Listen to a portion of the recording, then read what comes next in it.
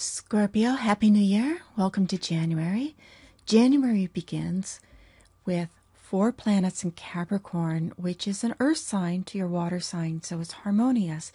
Yet still, this is about speaking, communicating. There could be things that come up where you start to think a lot. Part of that communication can be to yourself, just really in your head, thinking a lot. What am I going to do about this? What's important for me here? There is an element also with the surge of the energy of the new year that is about expansion. How can I expand how I am in the world? What do I need to do to get motivated to really have a strong presence? And it's suggesting that through, one, thinking it through. Capricorn is about plan. Having a plan, thinking about a plan, thinking it through, and then communicating what's up for you. And also with Mars, if you see here Mars in Aquarius, there is connection with that. But Mars is where to put your energy, and part of putting this energy is in your own self-awareness. So there's a psychological or spiritual essence of going within yourself and becoming self-aware in a detached way, not an emotional roller coaster way, but let me look at this, let me look at my situation from the outside in, from a detached viewpoint. The full moon in Cancer on the 4th, Sunday the 4th, you'll feel it the whole weekend, Saturday, Sunday, moving up to the full moon. And it is, now this one does have strong, powerful, vibrational, emotional energy. The sun is connected with Pluto, which means the moon's opposite. It's square the moon's nose, square Uranus. If you see here, here's Pluto, sun, moon, here's the nodes, Uranus. And so this intensity of depth of going within, depth of feelings, depth of wanting to break free. There's a lot about breaking free. And that freedom energy, Uranus and Aries, coupled with Jupiter and your solar 10th house, can be like, what do I need to break free to feel free in life? And there can be a bit of the moon and Cancer emotional roller coaster ride. But this is also saying, look at your belief systems. Is there anything in your belief system or what you believe or that's holding you back? Even if it's not conscious, that's where the understanding your conscious self came in first. And as you see, by the time we get to the full moon, both Mercury and Venus went into Aquarius along with Mars there, seeking a detached understanding of what makes you tick and why things are the way they are. We get to the Mars goes into Pisces on the 12th of January.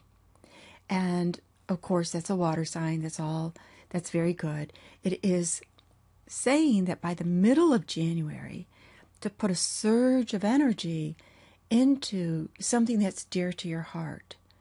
This generally is the area of romance, dating, your hobbies, even children. Yet there's that surge of energy. And if you do have kids, Mars being in the 5th house can be that you're getting some resistance from your children. But allowing yourself to be motivated to do something that brings pleasure to you, brings happiness to you. Now, the new moon in Aquarius is the same day that the sun goes into Aquarius. Remember, we started off the new year with 4 planets in Capricorn. Now we have 4 planets in Aquarius. And on top of that, the next day Mercury goes retrograde on the 21st.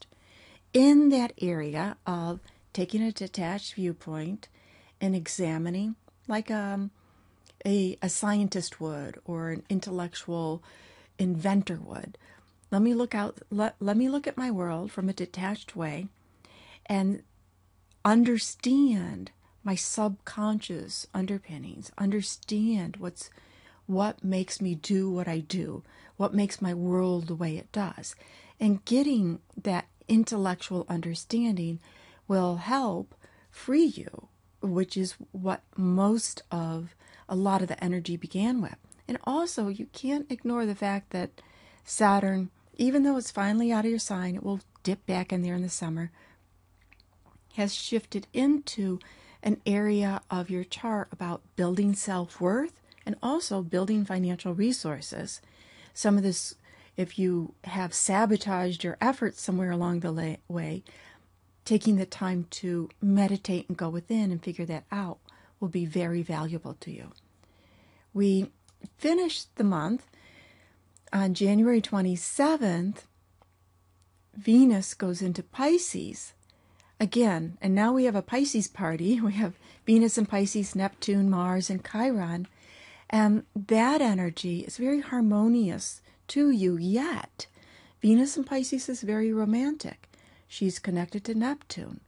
It's very ideal. Do you have an ideal vision or view of what a relationship should be for you? You know, it's supposed to be this way. And it may not live up to its ideal. And the awareness of where it's living up to its ideal and not will be made manifest. You'll see the cracks in it by the end of the month as Venus is square Saturn. So the reality, there's this dual energy. Oh, if only the relationship was like this, or if we could go this. There's a lot of dream energy with it, which is very good. Maybe someday I'll go on this dream vacation or have this dream partner and we'll do this. But then the reality of what it takes to have that and especially in a human relationship, what's possible to have in a personal romantic relationship comes to be focused on. It's like, am I being realistic about this? And if I am, what do I need to do? That Mars and Pisces motivation. So if you want a relationship, are you just dreaming about it or are you doing something about it? Mars says do something about it. Are you realistic about a relationship? Let's say it's a long distance one, and you're fantasizing about the future. Think about the obstacles in the way, not to distract you, not to disappoint you, not to get upset over, but just to be able to overcome. This is what I'll need to do in order to overcome the obstacles. And also this has to do with building your own personal resources, your own talents and gifts for what you want to accomplish. Remember that Jupiter, being free to do what you want to do in the world, and building up the financial resources to be able to do what makes your heart happy and what brings you joy. Thanks for listening, being a subscriber, and Happy New Year.